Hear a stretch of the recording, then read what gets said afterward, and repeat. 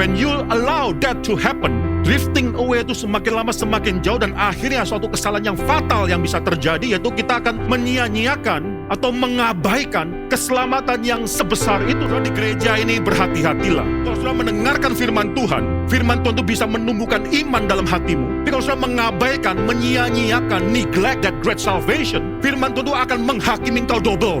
Banyak gereja sudah ditipu oleh setan sedemikian rupa, sehingga mereka akhirnya mementingkan melihat mujizat, bukan mementingkan apa yang sudah mereka dengarkan. Nggak mungkin mereka bisa mementingkan apa yang mereka dengarkan, karena bahkan ketika mereka bicara pun, tidak ada satu orang pun yang mengerti. Tidak mungkin ada komunitas of hearers dalam gereja semacam demikian.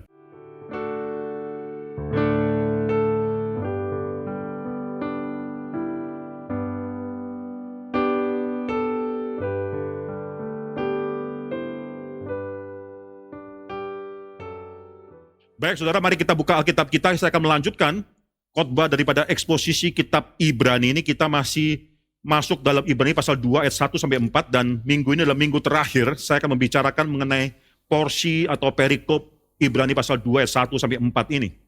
Nah, mari kita buka Alkitab kita, dan seperti biasa saya ajak kita untuk bertanggapan membaca ayat demi ayat.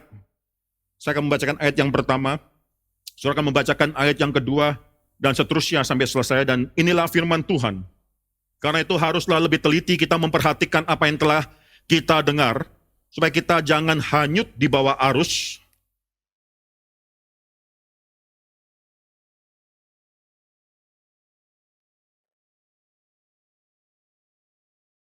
Bagaimanakah kita akan luput jikalau kita menyia-nyiakan keselamatan yang sebesar itu, yang mula-mula diberitakan oleh Tuhan dan oleh mereka yang telah mendengarnya, kepada kita dengan cara yang dapat dipercayai, sedangkan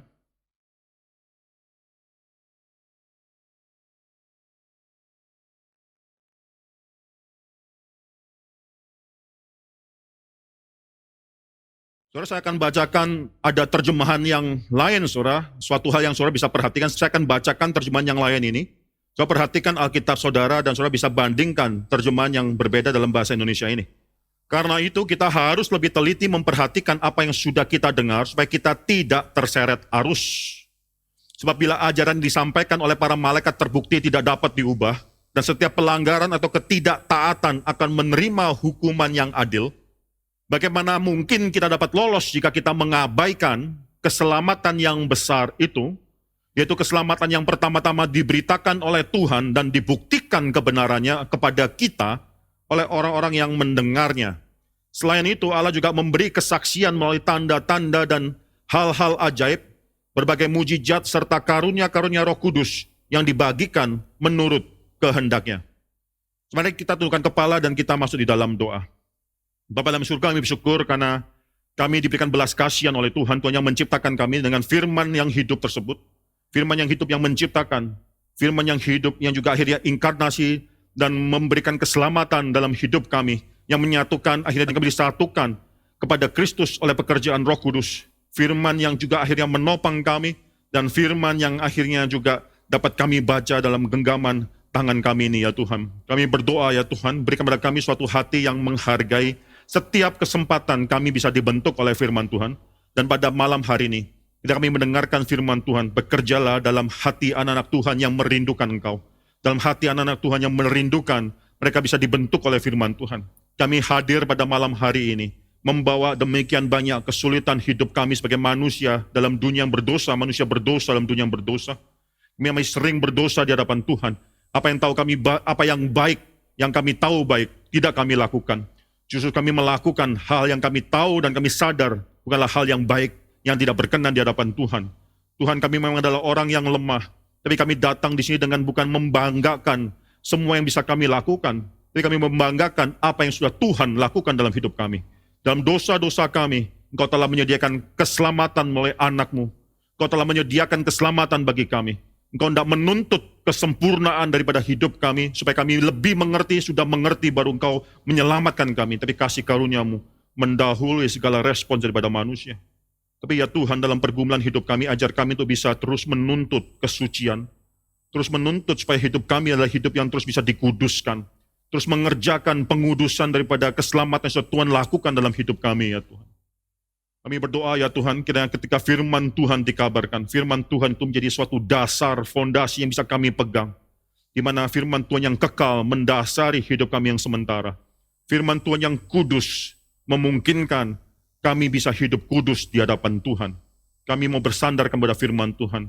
Sekarang berbicara kepada kami semua. Kami serahkan hamba-Mu, kami serahkan hamba-Mu juga menyerahkan mereka semua yang sudah menyiapkan hati mereka ke dalam tangan Tuhan. Bertaktalah di atas pemberitaan firman Tuhan ini. Dalam nama Tuhan Yesus Kristus kami berdoa mengucap syukur. Amin. Saudara, di dalam Wahyu pasal yang ketiga ada suatu peringatan daripada Tuhan pada gereja di Laodikia. Gereja di Laodikia ini mendapatkan suatu peringatan yang keras karena gereja ini adalah gereja yang suam-suam kuku. Engkau tidak dingin, engkau juga tidak panas, engkau suam-suam kuku sedemikian rupa sehingga aku mau memuntahkan, mengeluarkan engkau daripada mulutku tersebut. Saudara, kalau tahu, saudara, ada hal-hal makanan atau minuman yang lebih baik diminum atau dimakan dingin. Ada minuman atau makanan yang lebih baik dimakan panas. Tapi ada makanan tertentu yang tidak enak kalau itu hanyalah anget-anget saja, suam-suam saja.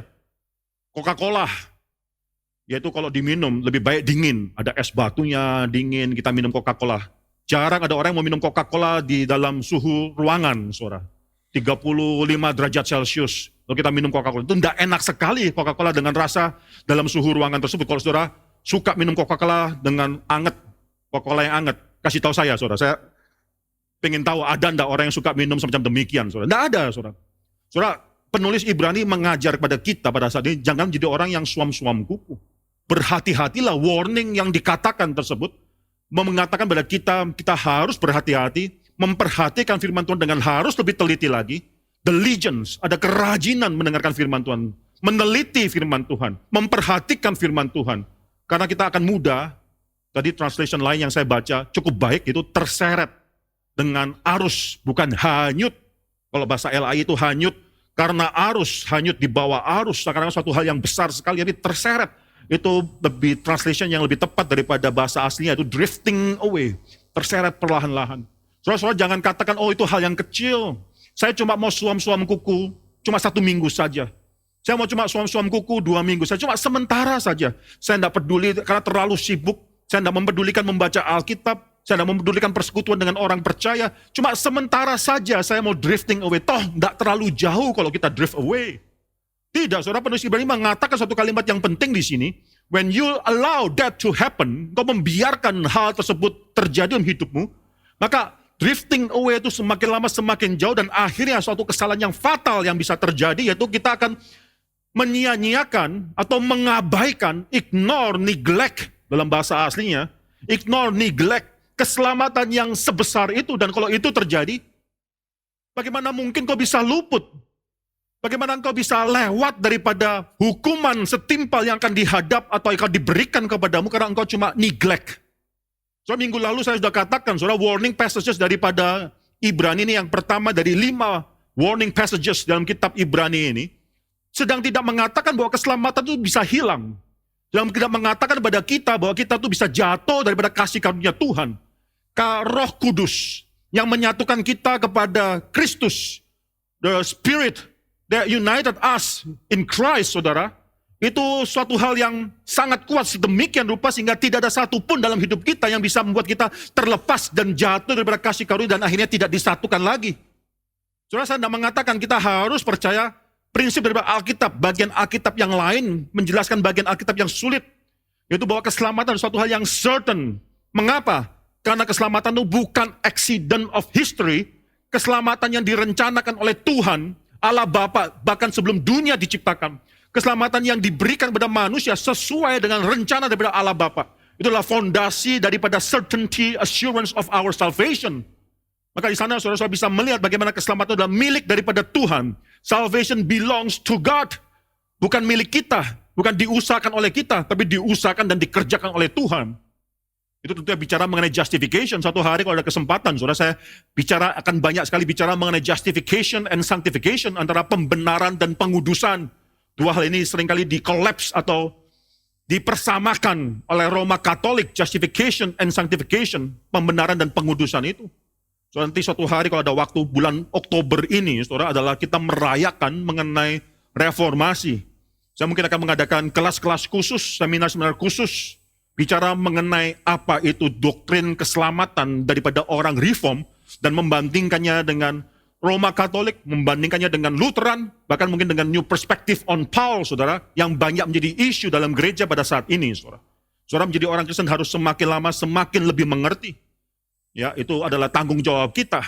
Jangan menjadi orang Kristen yang cuma mau mendengarkan hal-hal yang praktikal.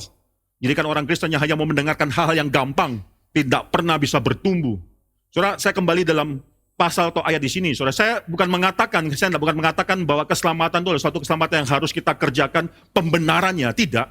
Tapi pengudusannya adalah suatu yang harus kita kerjakan. Pengudusan hari demi hari memikul salib, hari demi hari akhirnya menyangkal diri, hari demi hari memakukan dosa-dosa kita, hari demi hari memakukan our old self. Diri kita yang tua itu harus kita kerjakan dengan aktif dalam hidup kita, saudara. Saudara perhatikan di sini, saudara, penulis Ibrani mengatakan, engkau kalau neglect that great salvation, itu satu hal yang fatal, karena how can you escape? Apalagi alasanmu untuk bisa akhirnya, ada alasan apa bagi engkau untuk bisa mengatakan bahwa engkau masih bisa, ada kemungkinan diselamatkan. Saudara, warning passage daripada kitab Ibrani bukan mengatakan bahwa kita, akhirnya keselamatan kita bisa hilang, tidak. Tapi mengatakan kepada kita suatu danger yang sangat real sekali. Banyak orang dalam gereja yang walaupun menikmati kasih karunia daripada Tuhan, tapi yang mungkin bukan belonging to the people, elected people of God. Tidak termasuk daripada bilangan orang yang dipilih oleh Tuhan. Suatu hari kita akan terus membahas mengenai hal ini. Yang minggu lalu kita bicarakan mengenai mengapa keselamatan adalah suatu keselamatan yang besar. Maka paling sedikit ada dua alasan. Saya review sedikit saja, saudara. The Old Covenant, Perjanjian Lama itu memberitakan mengenai juga berita daripada Tuhan, tapi melalui perantara daripada nabi-nabi dan malaikat-malaikat. Ya, itu yang dikatakan adalah 10 hukum Taurat. Tradisi orang Yahudi mengatakan itu diturunkan, diberikan melalui perantaran daripada malaikat. Yaitu ayat yang kedua, saudara. Firman yang dikatakan dengan perantaran malaikat-malaikat. Di sini adalah hukum Taurat, tradisi daripada orang Yahudi. Saudara, berbeda dengan New Covenant, Yesus adalah anak Allah itu sendiri, di mana Allah sedang berbicara pada akhirnya. Kalau dulu bicara melalui nabi-nabi dan malaikat, sekarang berbicara melalui anaknya, itu supremacy of Christ, Ibrani pasal yang pertama, saudara. Sekarang berita keselamatan yang diberikan, disaksikan, dinyatakan, digenapkan oleh anaknya itu sendiri. Maka dia sudah menjadikan suatu hal yang demikian berbeda, Old Covenant and New Covenant. Yang kedua, saudara bisa melihat bagaimana kalau pelanggaran, ya, setiap pelanggaran dan ketidaktaatan terhadap Old Covenant, firman Tuhan yang diberikan dalam perjanjian lama tersebut, itu mendapatkan balasan yang setimpal, sekarang cuma mengabaikan saja berita the great salvation tersebut, yang sudah digenapkan oleh Yesus Kristus, itu mendapatkan suatu hukuman yang kekal, saudara, tidak mungkin luput daripada penghakiman Tuhan di sini. Saudara, hari ini saya akan melanjutkan pembahasan kita, mengenai bagaimana kita mengerti the New Covenant. Banyak orang yang salah mengerti mengenai perjanjian baru, saudara. Seakan mereka memiliki satu konsep bahwa tuntutan Tuhan di dalam perjanjian baru bagi orang berdosa itu Tuhan rendahkan. Tuhan turunkan, mungkin argumen semacam demikian. Tuhan di dalam perjanjian lama adalah Tuhan yang legalistik. Tuhan yang memakai atau mencoba atau mengharuskan semua orang harus mentaati hukum Taurat. Supaya bisa diselamatkan, Tuhan yang menuntut agar mereka bisa mentaati hukum Taurat, legalistic approach. Tapi setelah fakta melihat bahwa manusia tidak bisa mentaati hukum Taurat dengan sempurna, tidak ada satu orang pun yang bisa diselamatkan melalui hukum Taurat. Maka Tuhan merubah approach tersebut dalam perjanjian baru dengan menyatakan bahwa sekarang standarnya bukan mengenai bagaimana kita mentaati secara sempurna hukum Taurat tersebut, tapi bagaimana kita akhirnya bisa memiliki kasih, hukum kasih menjadi sesuatu yang penting. Bukankah kalau saya perhatikan dalam Yohanes pasal 13 ayat 34. Yohanes pasal 13 ayat 34 di sana Tuhan sendiri mengatakan, aku memberikan perintah baru kepada kamu. Itu Tuhan Yesus yang mengatakan pada murid-murid, sekarang aku memberikan perintah yang baru kepada kamu, yaitu supaya kamu saling mengasihi. Yang paling penting adalah kasih. Etika orang Kristen adalah etika berdasarkan kasih.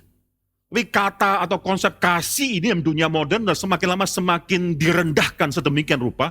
Kasih bukan lagi merujuk kepada kasih daripada Allah. Bukan lagi merujuk kepada kekudusan daripada kasih Allah. Bukan lagi merujuk kepada pengorbanan daripada kasih Allah tersebut. Tapi sekarang standarnya adalah manusia. Apa itu kasih manusia? Di dalam dunia barat, saudara, tantangan sudah sangat besar dan suatu hari pasti datang di Indonesia. Ini sudah terjadi di Taiwan, saudara. Di mana sekarang same-sex marriage, pernikahan sesama jenis itu sudah dilegalisasikan di banyak dunia barat. Dan di Asia pertama kali dilegalisasikan di Taiwan, saudara. Nggak lama kemudian, mungkin 10 tahun, 20 tahun. Within 10 or 20 years, mungkin datang di Indonesia dan gereja harus berhadapan dengan kesulitan macam demikian. Tapi di sana, saudara, argumennya adalah mengapa sih kita harus buzzer? Mengapa kita harus melarang mereka tidak boleh menikah atau mereka mengatakan ini adalah suatu dosa? Kalau mereka saling mengasihi satu dan yang lainnya, mengapa kita bingung? Mengapa harus kita kesulitan? Toh, yang penting ada kasih di dalamnya, saudara. So, pengertian semacam demikian saya rasa sangat salah sekali. Ya, Tuhan dalam Old Testament, Tuhan di dalam perjanjian lama adalah Tuhan yang juga adalah Tuhan yang penuh kasih. Kita tidak bisa mendikotomikan Old Testament dan New Testament lalu mengatakan Old Testament itu adalah masalah hukum. Tuhannya demikian legalistik, Tuhan demikian keras, Tuhan yang menuntut, tidak ada kasih dalam diri Tuhan tersebut. Oh, di dalam New Testament, dalam perjanjian baru Tuhan adalah Tuhan yang mengasihi. Segala prinsip etika hidup, etika beragama, itu adalah masalah cuma saling mengasihi saja. Tidak. Tuhan dalam perjanjian baru adalah Tuhan yang juga mengasihi. Dia memang adalah Tuhan yang holy, yang kudus, tapi juga Tuhan yang mengasihi umat Israel. Jangan lupa, saya katakan sekali lagi, saudara harus mengerti hal ini. Perjanjian lama atau perjanjian baru itu sama-sama adalah perjanjian anugerah daripada Tuhan yang dilakukan melalui dua cara yang berbeda. Sekali lagi, saudara, perjanjian lama dan perjanjian baru itu sama-sama anugerah Tuhan. Kita tidak bisa mengatakan perjanjian lama adalah covenant of works. Perjanjian baru adalah covenant of grace. Itu salah. Perjanjian lama dan perjanjian baru dua-duanya adalah covenant of grace yang akhirnya diadministrasikan melalui dua cara yang berbeda. Dalam perjanjian lama melalui signs, tanda, yaitu akan apa yang akan datang. Itu sunat. Tanda yaitu melalui temple, sacrifices, priest, imam-imam, dan lain sebagainya. Dalam perjanjian baru semua digenapkan melalui Kristus. Sehingga tanda daripada perjanjian baru itu dilakukan melalui atas kegenapan tersebut. Melalui baptisan air, bukan lagi sunat. Melalui juga pembagian daripada perjamuan kudus. Dan melalui pemberitaan firman dan lain sebagainya, saudara. Itu administrasi yang berbeda antara perjanjian lama dan perjanjian baru. Nanti, saudara, dalam Ibrani pasal-pasal selanjutnya ini akan semakin lama semakin ditegaskan. Saudara, semoga saudara diberkati oleh Tuhan, diberikan belas kasihan oleh Tuhan, sehingga kita bisa mengerti poin demi poin, sehingga kita menjadi orang Kristen yang dewasa. Saudara, perhatikan yang penting di sini, saudara, bukan dikatakan bahwa perjanjian lama itu Tuhan kurang kasih, perjanjian baru Tuhan itu maha kasih, tidak. Tuhan dalam perjanjian lama tetap adalah Tuhan yang penuh dengan kasih. Hal yang kedua, kita tidak bisa memikirkan hal ini karena ini berlawanan dengan apa yang dikatakan oleh Ibrani pasal 2 ini. Yang menjadi suatu kenyataan yang saudara harus bisa mengerti, justru di dalam perjanjian baru, tuntutan Allah itu jauh lebih tinggi daripada perjanjian lama. Hati-hati orang Kristen dalam mengerti hal ini. Justru tuntutan Allah dalam perjanjian baru itu bukan direndahkan, tapi the stake is higher dalam perjanjian baru. Mengapa saya katakan demikian? The demand of love, kasih dalam perjanjian baru, itu bukan suatu hal yang sepele. Saudara pikirkan, dalam perjanjian lama, itu masalah kita bisa cuma selesaikan dengan mencuci tangan. Mencuci tubuh kita itu melambangkan penyucian daripada dosa kita. Dari perjanjian baru, masalahnya bukan mencuci yang di luar. Itu bukan lagi masalah cuci tangan, masalah adalah mencuci yang di dalam. Mencuci tangan demikian mudah. Mencuci hati kita yang penuh dengan dengki. Mencuci hati kita yang penuh dengan iri hati. Mencuci hati kita yang penuh dengan amarah terhadap orang yang lain. Mencuci hati kita yang penuh dengan pemikiran jinah. Itu bagaimana caranya kita mencuci hati kita. Saudara, kalau kita buka Matius, saudara. Mari kita buka Matius dalam khotbah di bukit. Ada suatu ayat yang penting yang saudara bisa melihat, ini tuntutan justru lebih tinggi dalam perjanjian baru dibanding perjanjian lama. Matius pasal yang kelima, saudara, ayat 21, ayat 22 menjadi satu example yang baik sekali. Kamu telah mendengar yang difirmankan kepada nenek moyang kita, jangan membunuh. Siapa yang membunuh harus dihukum. Apakah lebih mudah dalam perjanjian baru? 22. Tetapi aku berkata kepadamu, Setiap orang yang marah terhadap saudaranya harus dihukum. Perhatikan, saudara. Perjanjian baru seakan tuntutan Tuhan itu demikian tinggi. Masalahnya dalam masalah hati. Setelah Kristus datang, kita melihat bahwa ternyata keselamatan mengharuskan akhirnya Kristus harus datang dan yang menyerahkan dirinya, baru kita bisa diselamatkan. Kita baru tahu keseriusan dosa kita. Kita bukan hanya terciprat oleh dosa, tercemar oleh dosa, kita sudah tenggelam di dalam dosa kita. Setelah Kristus datang dan dia harus berkorban di atas kayu salib, kita baru mengerti dosa itu demikian serius. Masalahnya bukan perbuatan apa yang sudah kulakukan, lalu kita bisa bersihkan dengan cuci tangan, dengan mandi, dan menyucikan diri kita dengan air. Tidak. Masalahnya adalah hati kita yang demikian hitam di hadapan Tuhan. Hati kita yang memang suka melawan Tuhan. Dosa pada akhirnya adalah perwujudan daripada keinginan hati kita. Siapa yang bisa menyelesaikan masalah hati tersebut? Itulah apa yang sedang dibicarakan dalam perjanjian baru melalui kasih karunia Tuhan. Oleh karena itu keselamatan adalah suatu keselamatan yang besar. Mengapa? Ini bukan masalah ritual keagamaan. Bukan masalah apa yang sudah kau lakukan supaya diselamatkan. Jangan lupa hukum Taurat diberikan bukan supaya orang bisa selamat. Hukum Taurat diberikan kepada mereka yang sudah selamat. Hukum Taurat bukan diberikan kepada orang Mesir supaya mereka melakukan hukum Taurat dan mendapatkan keselamatan. Tidak. Hukum Taurat diberikan kepada anak-anak Tuhan, kepada keturunan Yakub, saudara, yaitu umat Tuhan. So problemnya adalah bukan apa yang harus kulakukan supaya aku bisa diselamatkan. Problemnya adalah tidak ada yang kau bisa lakukan sehingga kau bisa diselamatkan. Problemnya adalah Kristus harus mati. Dosa itu demikian serius sehingga Kristus itu harus mati. This is why the salvation is great.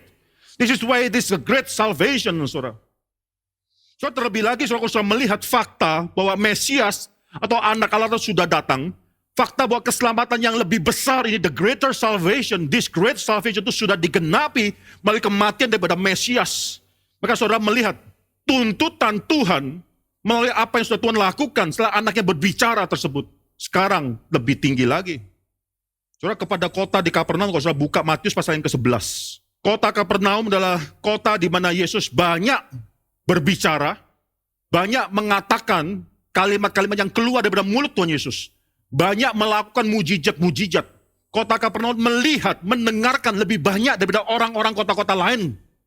Apa yang Yesus katakan kepada kota Kapernaum ini, saudara perhatikan ayat yang ke-22, saudara, pasal 11 ayat 22. Tetapi aku berkata kepadamu, kepada Kapernaum, pada hari penghakiman, tanggungan Tirus dan Sidon akan lebih ringan daripada tanggunganmu. Dan engkau Kapernaum, apakah engkau akan dinaikkan sampai ke langit? Tidak. Engkau akan diturunkan sampai ke dunia orang mati. Karena jika di Sodom terjadi mujizat yang telah terjadi di tengah-tengah kamu, kota itu tentu masih berdiri sampai hari ini. Tapi aku berkata kepadamu pada hari penghakiman, tanggungan negeri Sodom akan lebih ringan daripada tanggunganmu. Saudara, mengapa Kapernaum justru akan dihakimi lebih lagi daripada Sodom? Mengapa Kapernaum, penghakiman Sodom itu masih akan lebih rendah, lebih ringan? Itu belerang yang diturunkan oleh Tuhan dari surga menghakimi seluruh orang di kota Sodom. Itu tidak ada apa-apanya kalau dibandingkan dengan penghakiman yang akan diberikan kepada Kapernaum. Mengapa? Karena Kristus sudah hadir. Ini luar biasa pentingnya, saudara. Kristus sudah berfirman, mereka mengeraskan hatinya. Kristus sudah melakukan tanda-tanda mujizat yang meneguhkan semua firman yang keluar daripada mulutnya, menyatakan dia adalah Mesias tersebut. Sudah melakukan demikian banyak hal yang menggenapkan semua hal yang dinubuatkan mengenai Mesias. Tapi orang-orang di Kapernaum mengeraskan hatinya. Oleh karena itu, mereka harus menanggung penghakiman hukuman yang lebih berat daripada Sodom. Saudara, di gereja ini berhati-hatilah. Kalau saudara mendengarkan firman Tuhan itu bisa menumbuhkan iman dalam hatimu. Tapi kalau saudara mengabaikan, menyia-nyiakan, neglect that great salvation, firman Tuhan itu akan menghakimi engkau double. Lebih lagi, karena engkau sudah mendengarkan dan engkau mengabaikan. So, ini warning daripada penulis Ibrani tempat ini, berhati-hati, kita perlu bicara, mengatakan kepada Tuhan, berbelas kasihanilah kepadaku. Setiap firman Tuhan yang ku dengarkan, ajar aku tuh tidak neglect, tidak ignore, tidak menyia-nyiakan, tidak mengabaikan firman Tuhan tersebut. Ini suatu warning yang keras sekali bagi kita semua. Saudara, jangan pikir kalau Kristus sudah datang, maka semua is easier. Oh enggak, saudara. Kristus sudah datang, itu Tuhan sudah berbicara pada zaman akhirnya melalui anaknya tersebut. The stake is higher, saudara. Ya, saudara baru tahu bahwa dosamu itu demikian pekat, dosa kita demikian pekat. Kita baru bisa melihat bahwa kita itu bukan cuma impacted by sin, kita sudah tenggelam dalam dosa kita. Sehingga Kristus harus mati di kayu salib. Itu yang mau dikatakan the great salvation, macam demikian. So saja kita memperhatikan Ibrani pasal yang kedua ini. Perhatikan ada beberapa hal yang unik dalam Ibrani pasal yang kedua ini. Kalau saudara perhatikan ayat ketiga, bagaimanakah kita akan luput jikalau kita menyia-nyiakan keselamatan yang besar itu, yang mula-mula diberitakan oleh Tuhan dan oleh mereka yang telah mendengarnya kepada kita dengan cara yang dapat dipercayai. Saudara, di sini langsung saudara bisa melihat satu hal, belajar satu hal.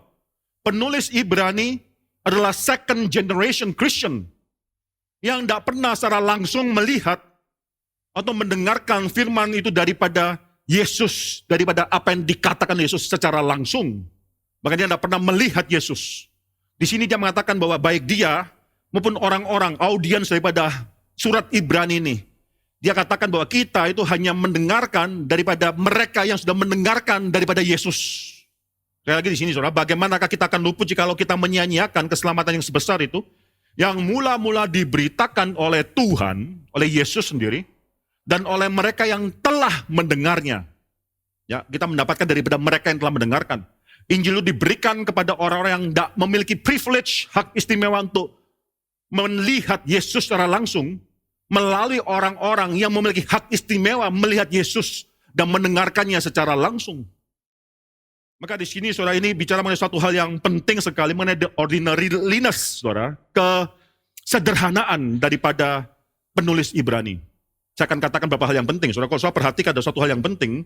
Di sini saudara, translation yang lain, kalau saya tadi sudah bacakan bagi saudara, ya ayat ketiga, bagaimana mungkin kita dapat lolos jika kita mengabaikan keselamatan yang besar itu, yaitu keselamatan yang pertama-tama diberitakan oleh Tuhan dan dibuktikan kebenarannya, atau confirm, attested to us, dibuktikan kebenarannya kepada kita oleh orang-orang yang mendengarnya.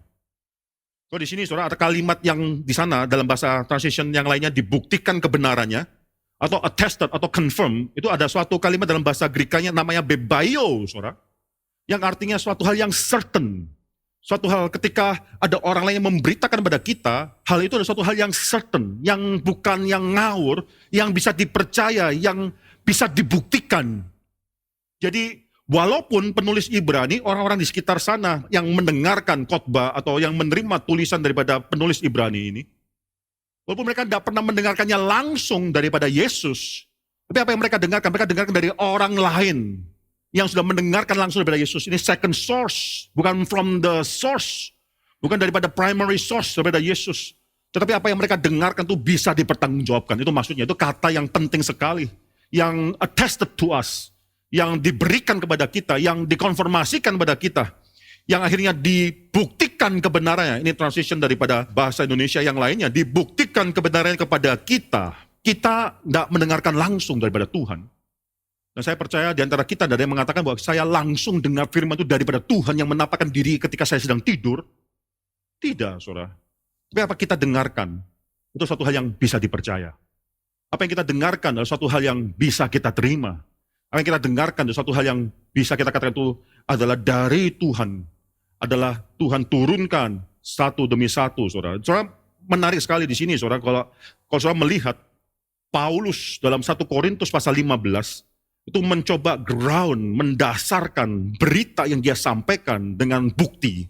Bahwa berita yang kusampaikan ini adalah mengenai kebangkitan Kristus. Itu adalah berita yang tidak sembarangan, bukan rumor, tapi bisa ditelusuri. Kalau engkau mau menelusuri berita tersebut, ada bukti-bukti, saksi-saksi mata yang melihat apa yang kuberitakan ini. Saudara bisa buka 1 Korintus pasal 15. 1 Korintus pasal 15, saudara, dalam ayat yang ketiga, Saudara Paulus katakan suatu doktrin yang penting, Kristus telah mati. Kristus telah mati adalah suatu fakta sejarah. Tapi tidak cukup hanya menerima fakta sejarah. Apa arti fakta sejarah itu? Adalah suatu hal yang penting, itu adalah theological understanding of the fact of history. Kristus telah mati karena dosa kita, itu adalah interpretation terhadap kematian Kristus tersebut. Kristus telah mati karena dosa kita, ayat keempat, ia dikuburkan dan dibangkitkan Ayat ke-5 sampai ke-8, Paulus memberikan bukti daripada kebangkitan Kristus tersebut. Bukti kebangkitan, yaitu dia menampakkan diri kepada Kefas. Dia menampakkan diri kepada ke-12 murid. Dia menampakkan diri lebih daripada 500 saudara sekaligus. Kebanyakan masih hidup sampai sekarang. Mengapa Paulus harus mengatakan kalimat itu? Supaya berita dia bisa diverifikasikan kepada mereka. Suatu hal yang established, suatu hal yang bukan didasarkan hanya cuma pada hearsay, omong kosong belaka. Maka di sini Paulus katakan pada 500 orang saudara sekaligus. Saudara, waktu Paulus menuliskan kitab 1 Korintus ini kira-kira 20 tahun setelah event kebangkitan Kristus itu sendiri. Maka di sini Paulus katakan, kebanyakan daripada mereka masih hidup sampai sekarang. Kau bisa cari mereka kalau perlu. Kalau kau tidak percaya perkataan, cari.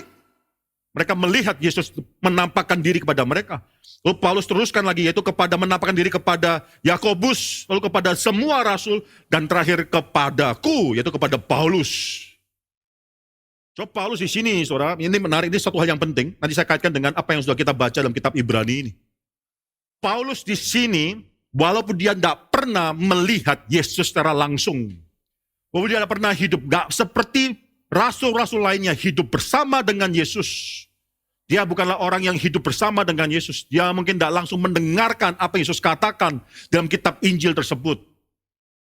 Tapi dia menganggap diri adalah saksi mata kebangkitan daripada Yesus. Saudara, mengapa bisa dikatakan saksi mata? Saksi mata di sini bukanlah orang menyaksikan, observe, direct observation. Ketika Yesus bangkit, itu pintu daripada gua tersebut dibongkar oleh malaikat. Lalu dia menyaksikan, terus memonitor.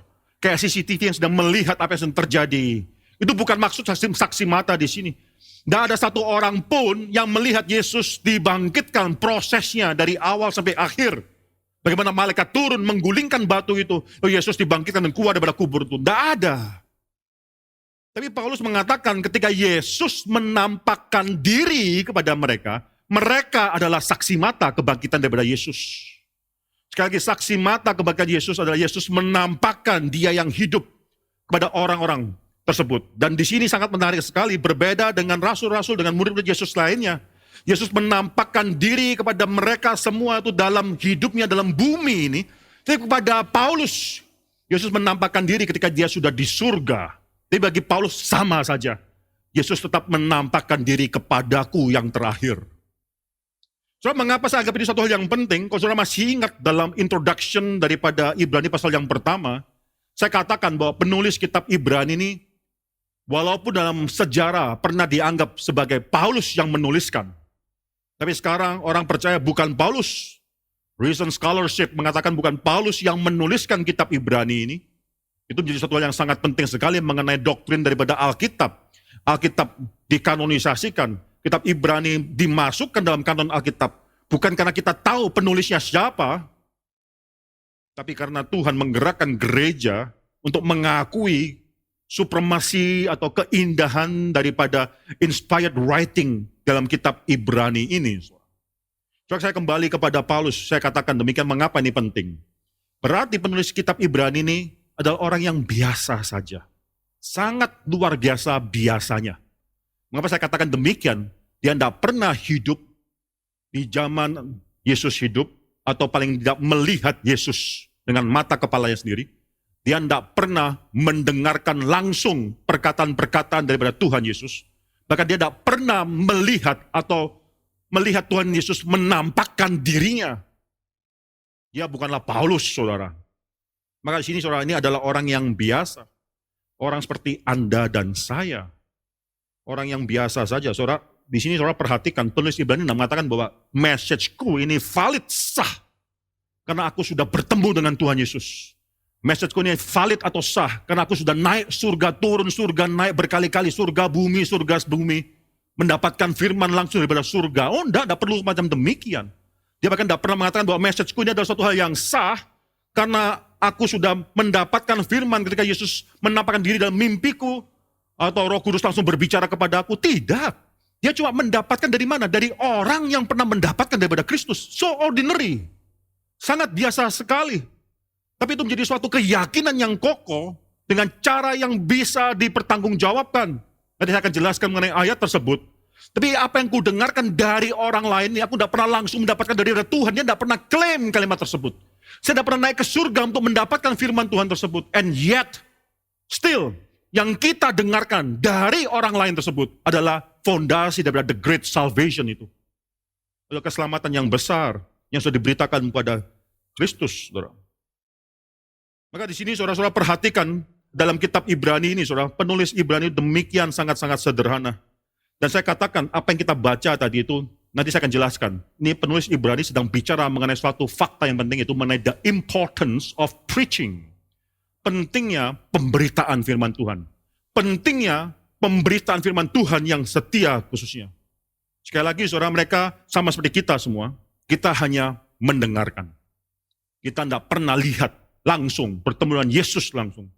Tidak perlu kita mengatakan bahwa gereja ini baru memiliki suatu keabsahan setelah ada hamba Tuhan yang berbicara dengan Tuhan langsung naik ke surga. Tidak perlu. Kita hanya mendengarkan saja, saudara. Saudara, perhatikan berapa hal yang penting di sini, saudara. Ya, perhatikan berapa hal yang penting di sini. Berapa hal yang akan saya tekankan dari ayat yang ketiga dan yang keempat. Coba kita baca sekali lagi ayat yang ketiga dan yang keempat, saudara. Kita baca bersama-sama. 1, 2, 3. Bagaimanakah kita akan luput jikalau kita menyia-nyiakan keselamatan yang sebesar itu, yang mula-mula diberitakan oleh Tuhan dan oleh mereka yang telah mendengarnya kepada kita dengan cara yang dapat dipercayai, sedangkan Allah meneguhkan kesaksian mereka oleh tanda-tanda dan mujizat-mujizat dan oleh berbagai-bagai pernyataan kekuasaan dan karunia Roh Kudus yang dibagi-bagikannya menurut kehendaknya. Pertama, saudara, ayat ketiga tersebut, berita keselamatan yang besar itu yang mula-mula diberitakan oleh Tuhan. Ini penting. Mengapa? Saudara harus kaitkan dengan Ibrani pasal 1 ayat yang kedua. Ya, saya bacakan ayat 1 dan ayat kedua, saudara. Setelah pada zaman dahulu, Allah berulang kali dan dalam pelbagai cara berbicara kepada nenek moyang kita dengan perantaraan nabi-nabi, maka pada zaman akhir ini, Ia telah berbicara kepada kita dengan perantaraan anaknya. Saudara, saya sudah pernah katakan dalam pengantar daripada surat Ibrani, memang pada zaman akhir ini Tuhan sudah berbicara kepada anaknya, tapi bukan berarti bahwa itu selesai sampai di sana. Nah, ini penting, saudara. Bukan berarti bahwa lalu semua iman kita harus langsung mendengarkan daripada Kristus, karena Kristus adalah yang terakhir berbicara. Tidak. Ini Kristus yang mula-mula bicara. Lalu akhirnya diteruskan pemberitaan firman Tuhan oleh murid-muridnya, oleh orang-orang lain yang pernah mendengarkannya. Jadi sekali lagi, saudara, mula-mula diberitakan oleh Tuhan itu sendiri.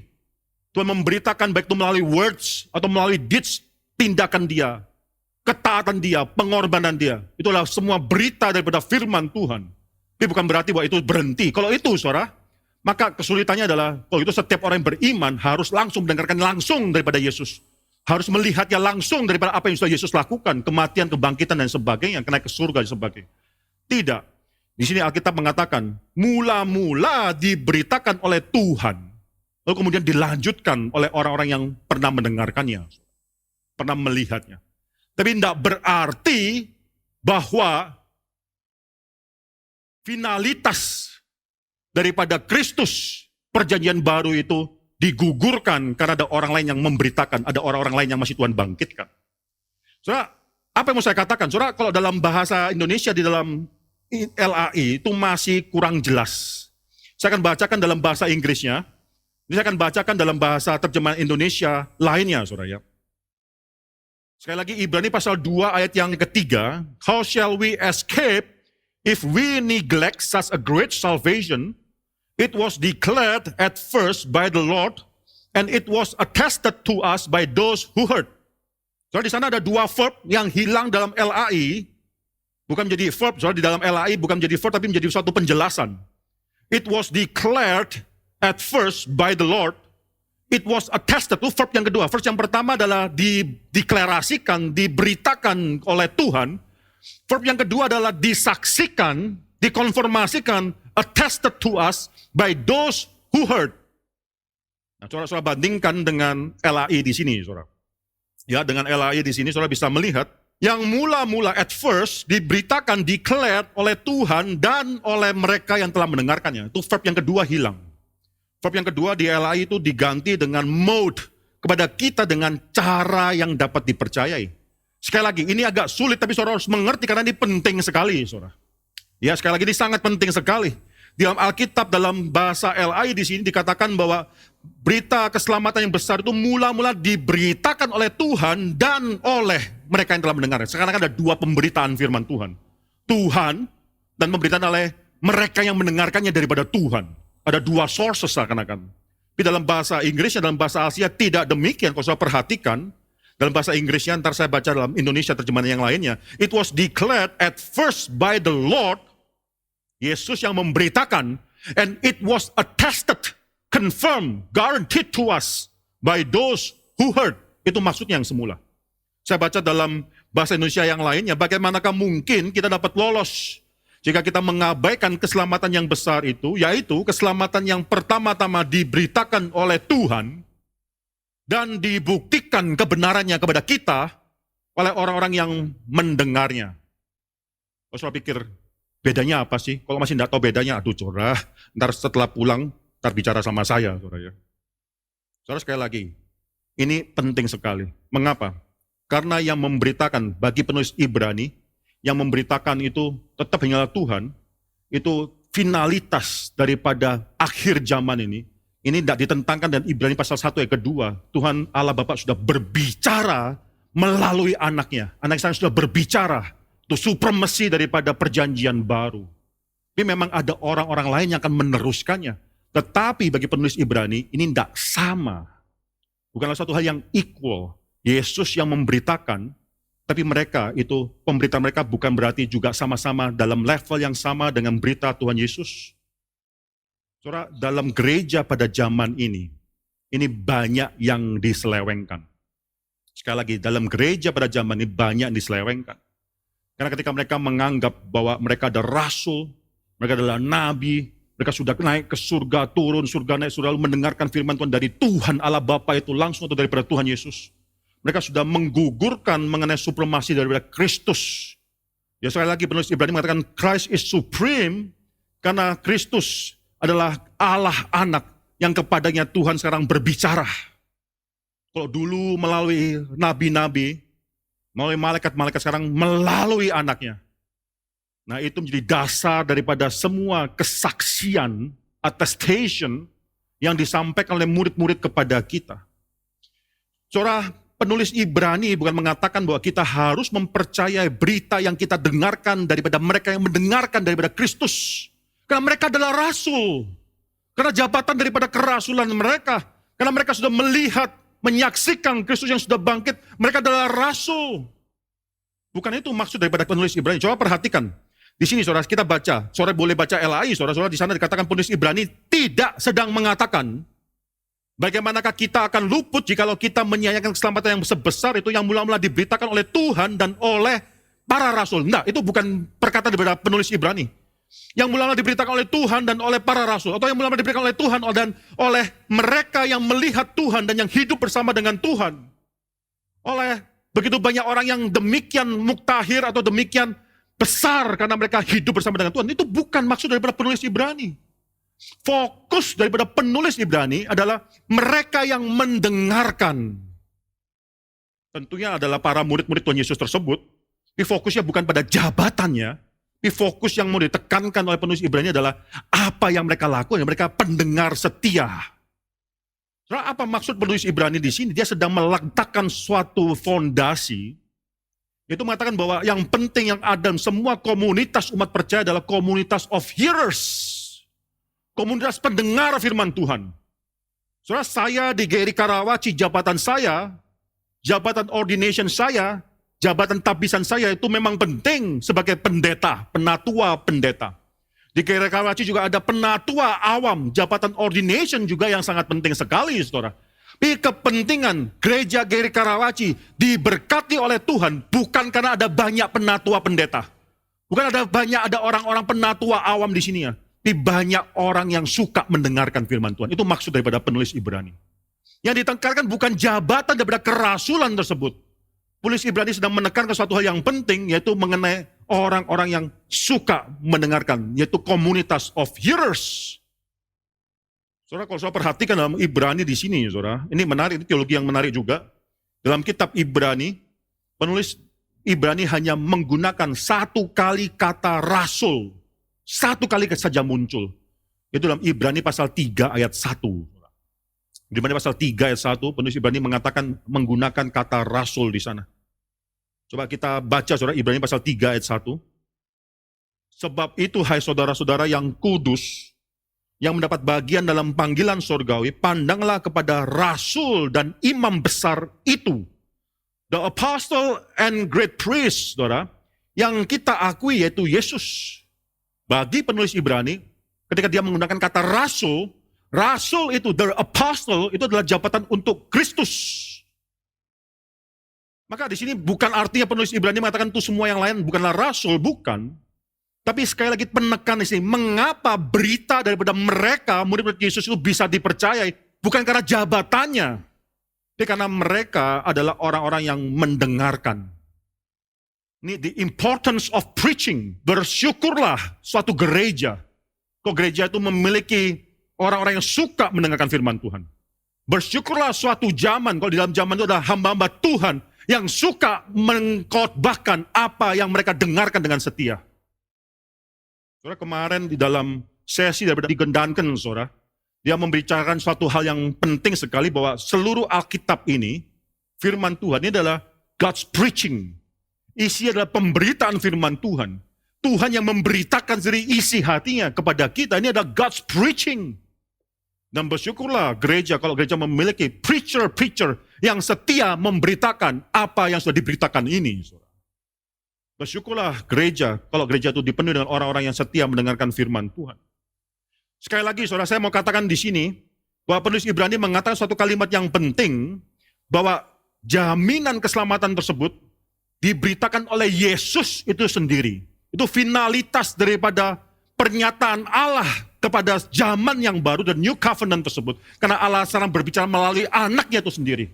Dan semua pemberitaan-pemberitaan itu bukan deklarasi kepada hamba-hamba Tuhan, rasul-rasul sesuai dengan keinginan mereka sendiri, tidak. Karena mereka adalah setia Tuhan menyampaikan berita firman Tuhan dari zaman ke zaman melalui orang-orang yang setia mendengarkan dan memberitakan tanpa menambah-nambahkan, tanpa mengurang-urangi. Community of hearers yang faithful terhadap apa yang mereka dengarkan dan mereka sampaikan, saudara, generasi demi generasi. Saudara, ayat yang keempat adalah suatu hal yang penting, saudara. Allah meneguhkan, memang Allah akhirnya meneguhkan kesaksian mereka dengan tanda-tanda dan mujizat-mujizat dan berbagai pernyataan kekuasaan, dan akhirnya Roh Kudus yang dibagi-bagikan, karunia Roh Kudus yang dibagi-bagikan. Ada 4 hal di sini. Itu Allah memang menggunakan mujizat atau tanda-tanda yang pertama, mujizat-mujizat yang kedua, berbagai pernyataan kekuasaan yang ketiga, dan karunia Roh Kudus yang keempat untuk mensahkan apa yang mereka katakan. Saudara, ayat keempat ini bisa dimengerti dari satu hal bahwa walaupun penulis Ibrani tidak langsung mendengarkan langsung daripada Yesus, dia mendengarkan dari orang-orang yang sudah pernah mendengarkan daripada Yesus langsung. Dan orang-orang ini diberikan tanda-tanda, mujizat-mujizat, kuasa-kuasa, karunia-karunia Roh Kudus yang meneguhkan pernyataan mereka. Itu sedang berlangsung, saudara. Tapi ini bukan berarti fakta bahwa waktu penulis Ibrani menuliskan Ibrani ini, itu tanda-tanda mujizat-mujizat, karunia, pernyataan kuasa, karunia Roh Kudus itu masih terus berlangsung. Berarti hari ini juga masih harus berlangsung. Sekali lagi, fakta bahwa penulis Ibrani mengatakan bahwa tanda-tanda mujizat-mujizat, kuasa, karunia Roh Kudus pada waktu dia menuliskan kitab Ibrani itu masih ada. Masih menyertai the first generation Christian yang mendengarkan langsung daripada Kristus. Yang akhirnya meneguhkan pemberitaan mereka. Masih terjadi, bahkan mungkin, sangat mungkin sekali. Penulis Ibrani juga pernah melihat tanda-tanda tersebut. Pernah melihat mujizat-mujizat tersebut. Pernah merasakan semua hal tersebut. Fakta bahwa masih ada karunia-karunia Roh Kudus yang demikian besar yang Tuhan berikan pada gereja mula-mula. Coba kita bandingkan Ibrani pasal 6, saudara. Ibrani pasal 6 ayat 4-5, minggu lalu sudah saya beritakan, saudara. Ini menarik sekali, ini orang-orang siapa? Sebab mereka yang pernah diterangi hatinya, yang pernah mengecap karunia sorgawi, yang pernah mendapat bagian dalam Roh Kudus, yang pernah mengecap firman dan yang baik dari Allah, dan karunia dunia yang akan datang. Ini mereka yang mungkin melihat segala sesuatu yang dilakukan oleh Roh Kudus pada zaman itu untuk meneguhkan kesaksian daripada murid-murid Kristus tersebut. Mereka melihat, mereka bisa merasakan. Tapi bukan berarti mereka pasti adalah orang yang beriman karena mereka hanya melihat saja. Tidak, saudara. So sekali lagi, saya percaya pada waktu penulis Ibrani menuliskan ayat keempat, tanda-tanda mujizat tersebut, tanda-tanda, mujizat-mujizat, pernyataan kekuasaan, karunia Roh Kudus itu masih ada dalam gereja pada saat itu. Jadi penulis Ibrani masih mungkin merasakan, melihat, merasakan apa yang terjadi pada saat itu. Tetapi itu tidak mengatakan pada zaman ini, kita zaman ini juga harus menuntut hal tersebut terjadi dalam hidup kita. Saudara, mereka tanda-tanda mujizat-mujizat, pernyataan kuasa dan karunia Roh Kudus tersebut, itu memeteraikan orang yang menyampaikan berita firman Tuhan, sehingga mereka adalah apostolik. Mereka adalah zaman gereja apostolik yang akan memang gereja didirikan atas dasar rasul dan nabi. Tapi bukan berarti gereja harus setiap zaman terus mendirikan dasar, tidak. Gereja akhirnya didirikan atas dasar rasul dan itu fondasinya, dan selalu gereja berdiri. So, jangan tuntut, kesalahan gereja banyak sekali dalam zaman ini adalah menuntut bahwa Roh Kudus harus masih bekerja di zaman ini sebagaimana Roh Kudus bekerja di zaman dahulu. Tidak. Tidak, pada zaman dulu Roh Kudus jauh lebih banyak bekerja, lebih besar bekerja. Karena itu memeteraikan orang-orang yang menyampaikan berita yang mereka dengarkan langsung daripada Tuhan. Saya kata tanda-tanda dan mujizat-mujizat itu juga keluar ketika bangsa Israel keluar daripada tanah Mesir. Dalam Keluaran pasal 7 ayat 3, saudara, Tuhan katakan Tuhan akan mengeraskan hati daripada Firaun, dan walaupun Firaun melihat Tuhan memperbanyak tanda-tanda dan mujizat-mujizat, Firaun tidak akan mendengarkannya. Saudara, fakta bahwa kita melihat tanda dan mujizat bisa saja buat kita seperti Firaun, malah mengeraskan hati kita. Maka apa yang mau saya katakan di sini? Penulis Ibrani sangat luar biasa sekali dalam menuliskan Ibrani pasal 2. Walaupun dia melihat, masih melihat, saya percaya dia masih melihat tanda-tanda mujizat, karunia-karunia Roh Kudus yang demikian besar yang terjadi, yang menguatkan, yang meneguhkan berita, message, memeteraikan berita, message daripada orang-orang yang mendengarkan langsung daripada Kristus. Dia sendiri mungkin tidak memiliki atau tidak pernah melakukan mujizat-mujizat tersebut. Dia melihat tapi terjadi. Tapi dia tidak pernah menganggap itu sebagai suatu hal yang paling penting dalam gereja. Perhatikan, ini sangat penting sekali, saudara. Penekanan daripada penulis Ibrani adalah mendengar. Maka kata mendengar itu, saudara, muncul 2 kali di dalam Ibrani pasal 2 ini. Perikop yang kita baca. So, mari kita coba baca ayat yang pertama, ayat 4 bersama-sama. Dan saudara melihat struktur daripada pemikiran. Ayat keempat memang penting. Itu tanda-tanda mujizat, pernyataan kuasa, dan karunia Roh Kudus itu masih ada pada zaman di mana penulis Ibrani menuliskan, penting ada porsinya, meneguhkan berita yang didengar oleh penulis Ibrani, meneguhkan bahwa mereka memang adalah orang-orang yang dipakai oleh Tuhan untuk memberitakan dengan kuasa. Siapa diri mereka itu adalah memeteraikan siapa mereka. Tapi itu bukanlah yang paling penting. Yang paling penting adalah komunitas of hearers yang mendengarkan.